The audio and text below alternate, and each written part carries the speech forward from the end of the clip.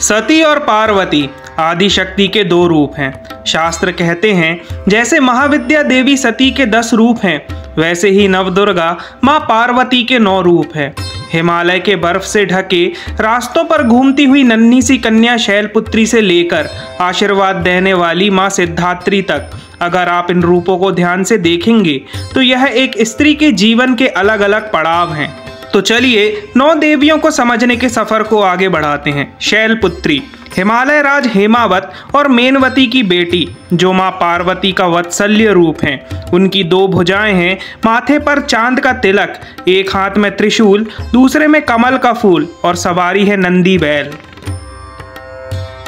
योग में वे मूलाधार चक्र की देवी हैं और जब योगी अपनी साधना शुरू करता है तो उसी चक्र से उनकी कुंडलिनी शक्तियां ऊपर उठना शुरू होती हैं। इसलिए नवरात्रों के पहले दिन योगिक साधना शुरू करना शुभ माना जाता है।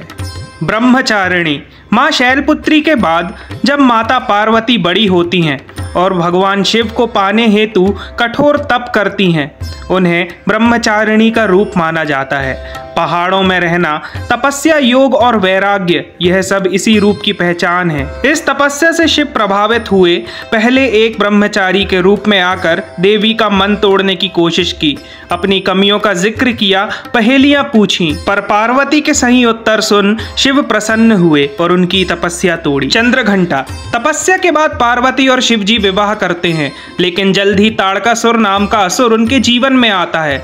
उसको वरदान था कि उसे सिर्फ शिव पार्वती का पुत्र मार सकता है। तब उसने एक राक्षस भेजा, चातुकासुर। उस समय पार्वती कैलाश पर अकेली थी, पर शिव ने उन्हें याद दिलाया कि तुम खुद शक्ति हो, तुम प्राकृति हो, इस दानव को हराने का सामर्थ्य तुम ही रखती हो। माँ ने चंद्रदेव को अपने माथे पर धारण किया और भेड़ियों की सेना उनके साथ जुड़ी। फिर माँ ने सबसे पहले जातुकासुर के साथियों को भगाया, फिर घंटे से उसका सर कुचल दिया। ऐसे माँ ने उसका वध किया। कुष्मांडा माँ कुष्मांडा ने अपनी मुस्कान से पूरे ब्रह्मांड का सृजन किया था। एक कहानी के अनुसार जब सूर्य देव मूर्छित हो गए, तब पार्वती ने एक नया सूर्य बनाया अपनी ऊर्जा से, एक फायर बॉल, एक कॉस्मिक एग। इससे उनका नाम कुष्मांडा पड़ा था। स्कंद माता नवरात्रि के 5वें दिन माँ स्कंद माता की पूजा होती है। याद है ताड़कासुर का वरदान, उसे सिर्फ शिव पार्वती का पुत्र ही मार सकता है। माँ के इस रूप से स्कंद यानी कार्तिकेय का जन्म हुआ था। इस रूप में माँ ने कार्तिकेय को अपनी गोद में बिठाया हुआ है। देवी कात्यायनी बंगाल के दुर्गा पूजा और ओडिशा के गोशानी यात्रा में इसी रूप की आराधना होती है। देवी कात्यायनी के 18 हाथ, 3 नेत्र और सहस्त्र सूर्यों सा तेज है। हर देव ने अपना अस्त्र उन्हें दिया और मैसूर की पहाड़ियों में जाकर उन्होंने महिषासुर का वध किया। तब से उनका नाम पड़ा महिषासुर मर्दनी। देवी कालरात्रि रात्रि की देवी कालरात्रि देवी का ऐसा रूप जो महाविद्याओं में भी है और नवदुर्गा में भी। गधे पर सवार उनके रूप को देखकर भले ही भय लगता हो, लेकिन उनका दूसरा नाम है शुभांकरी, जो हमेशा अपने भक्तों के लिए शुभ समय लाती हैं और उनकी रक्षा भी करती हैं। इन देवी को रौद्री और धुमोरना भी कहा जाता है।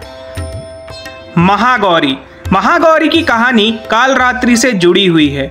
शुंभ और निशुंभ सिर्फ एक कुंवारी कन्या के हाथों ही मर सकते थे। कालरात्रि चामुंडा बनी, काली बनी और ऐसे दुष्ट असुरों का संहार किया। लड़ाई लड़ते लड़ते देवी का शरीर काला पड़ चुका था। अपनी लीला रचते हुए शिवजी ने देवी को उनके रंग के लिए चिढ़ाने लगे। शरीर के काले रंग को हटाने के लिए पार्वती देवी मानसरोवर में स्नान करने लगी। वहां स्नान करते ही उनका काला रंग उनसे अलग हो गया। इस काले रूप को माँ कौशिकी कहते हैं, जो वापस असुरों से लड़ने चली गईं।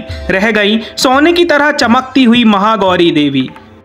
देवी सिद्धात्री सिद्धात्री नवदुर्गा का अंतिम रूप है। सृष्टि के आरंभ में जब त्रिमूर्ति ने तपस्या की तो माँ उनके सामने सिद्धात्री के रूप में प्रकट हुई। उन्होंने ब्रह्मा को सृष्टि की रचना का, विष्णु को पालनहार का और शिव को संहार करने का दायित्व दिया। इसलिए उनका रूप नवदुर्गा का शिखर है। देवी के आश्चर्यकारी रूप का पूरा प्रमाण तो दोस्तों यह भी नवदुर्गा की कहानी का एक रूप है। एक औरत के जीवन की पूरी यात्रा, एक माँ, एक कन्या, एक योद्धा और एक शक्ति रूपा।